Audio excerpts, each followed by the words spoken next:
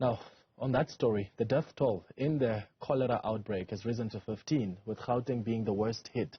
Various government leaders have visited the Jubilee District Hospital in Hammanskraal. The health facility has the highest number of patients in the country. Newzroom Afrika Zikhona Tshona is there now and joins us for an update. Zikhona, thanks for making time. What's the situation there at the Jubilee Hospital? So we are in the ward that has been designated for patients here at the Jubilee District Hospital. We do understand there are at least 35 patients being treated in this facility. In particular, just a short while ago, there was an address by the Deputy Minister of Health, Dr. Newzroom, as well as the Deputy Minister of Water and Sanitation, Dr.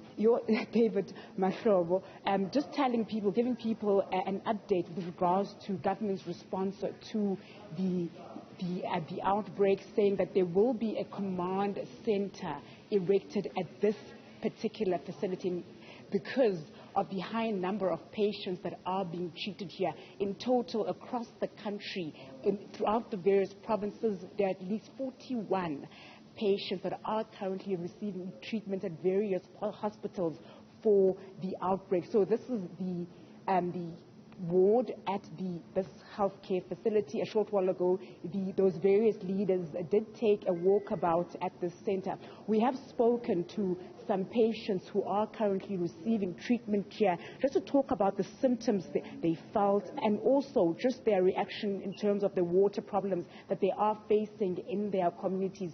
Some of them are saying that they have had long-standing water issues. They live around Hammanskraal. The water is not the right color, and really they just want government to solve this as urgently as possible. People are being warned to look out for various symptoms, including diarrhea, cramps, as well as dehydration.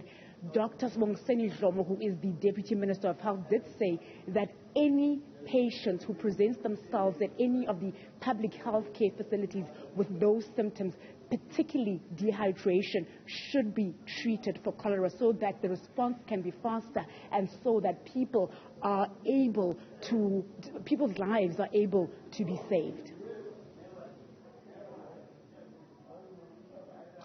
And Zikhona, now government has indicated that they will set up, this kind of a task team at a political level, at a technical level as well. Following that announcement, what can be expected in the coming days?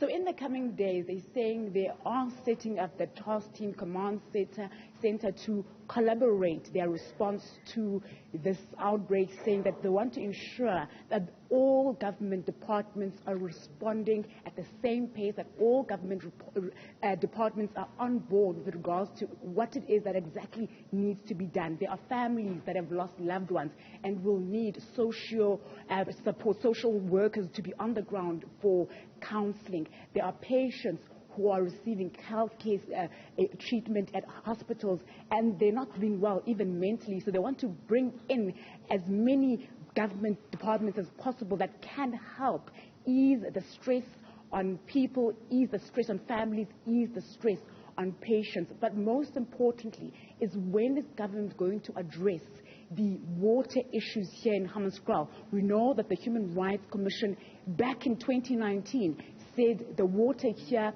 is simply not good for consumption.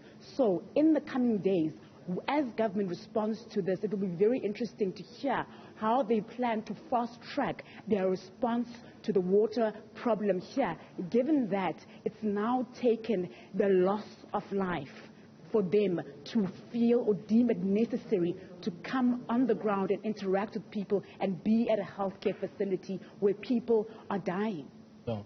Did they take some kind of responsibility, Zikhona, any of the authorities from government, for this crisis we're sitting with here? Because when you go to Tshwane, they send you to the national government. National government, when I heard the deputy minister speak, seems to be placing some sort of blame on the administration in Tshwane. Who's taking responsibility for this? Look, when we arrived here earlier on, we were met with a lot of political games. There were people actually protesting outside the gates. The mayor of Tshona was meant to also do an oversight visit at the facility. He was blocked by protesting people wearing T-shirts belonging to various political parties. So there seems to be a lot of political games at play here. There seems to be a lot of shifting the blame rather to who was in charge at whatever time, who's in charge now, and this person doesn't seem to be able to deliver the services to the people of Tshona. But what should be at the heart of this is the fact that people are struggling to access a basic service such as water. So we hope that over the next coming days that leaders from whichever political party will be reminded that people's lives are at risk here, and their political games have resulted in people suffering. So when we came here this morning, in fact, there were people outside the gate protesting, blocked the mayor from coming to do an oversight visit here. The mayor was not present in that press briefing that was addressed by those various government leaders. In fact, he sent 2 MMCs from the Tshona Council to come and respond on behalf of the municipality. The municipality has said they are really disappointed, and they really send their heartfelt condolences to the families that have lost loved ones in this matter. And they do hope that as a city, they will be able to collaborate and work together from whatever political party to ensure that this is brought to an end, that the people of Hammanskraal are able to access quality drinking water. Yeah, I mean, 15 people have died. This is no time for political games. Zikhona, Tshona, thank you for that update live to us from the Jubilee Hospital in Hammanskraal.